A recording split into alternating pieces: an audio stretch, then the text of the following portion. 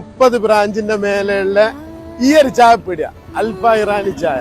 ഏറ്റവും ഹൈലൈറ്റ് അവിടുത്തെ ലെമൺ ചായ. മിന്റും കസ്കസും പിന്നെ ഹണിയും കൂടിയിട്ടുള്ള ഒരു ലെമണിന്റെ മോനെ ഒന്നര ചായ കേട്ടാ. നിങ്ങൾക്ക് ചിലപ്പോ ജീവിതത്തിൽ കുടിച്ചിട്ടുണ്ടാവും. 66 ഇവിടെ എത്തി ആന്ധ്രയിൽ. ഈ ഒരു ചായ കേരളത്തിൽ ആദ്യമായിട്ട് വരാൻ പോവാണ്. അതും നമ്മളെ സ്വന്തം നാദാപുരത്ത് 1969 ആന്ധ്രയിൽ തുടക്കം കുറിച്ച ചായ. ചായ മലയാളികളുടെ ഒരു വികാരമല്ല.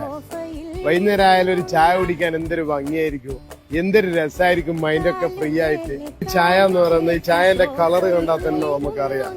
കാരണം ഭയങ്കര ദമ്മ് ചായ. ഈ ചായന്റെ ദമ്മ് ഉണ്ടാക്കുന്ന തന്നെ വേറെ തന്നെ ഒരു പാത്രം, ഉടുവും പാത്രത്തിലിട്ടിട്ട് ഇങ്ങനെ തിളപ്പിച്ചിട്ട് നല്ല ഫ്രഷ് പാലില് ഉണ്ടാക്കിയെടുക്കുന്ന ഈ ഒരു ചായ ഉണ്ടല്ലോ, ഇതൊന്ന് കുടിച്ചാൽ വീണ്ടും വീണ്ടും കുടിക്കാനുള്ള ഒരു ആഗ്രഹം തരും. ഈ ഒരു ചായ നിങ്ങൾ കുടിച്ചതിന് ശേഷം അഭിപ്രായം പറഞ്ഞാൽ മതി. പക്ഷെ കുടിച്ച ഞാൻ പറയുന്നത് ഈ ഒരു ചായ, ഇറാനി ചായ നാദാപുരത്ത് ക്ലിക്കാവും എന്നുള്ള കാര്യത്തിൽ ഒരു സംശയമില്ല.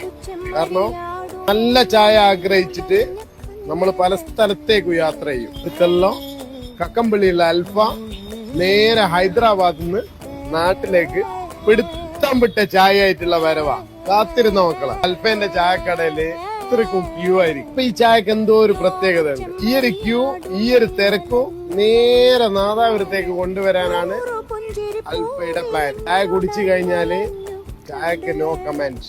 അത് മാത്രമല്ല, ഇവരെ ഈ ചായ ഉണ്ടാക്കുന്നത് സ്വന്തം ബ്രാൻഡായ അൽഫ ചായപ്പൊടി കൊണ്ടാണ്. കുട്ടികൾക്ക് പിസ്ത ചായ,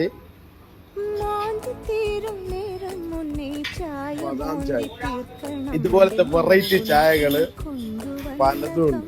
മനസ്സും വയറും നിറഞ്ഞു ചായ. സ്വന്തം ബ്രാൻഡിലുള്ള ചായപ്പൊടി ഉപയോഗിച്ചിട്ടുണ്ടാക്കുന്ന ഈ ഒരു ചായ നാദാപുരത്ത് എത്താൻ പോവാണ്. വെയിറ്റ് ചെയ്തിരുന്നോ, എന്തായാലും മോശമാവില്ല.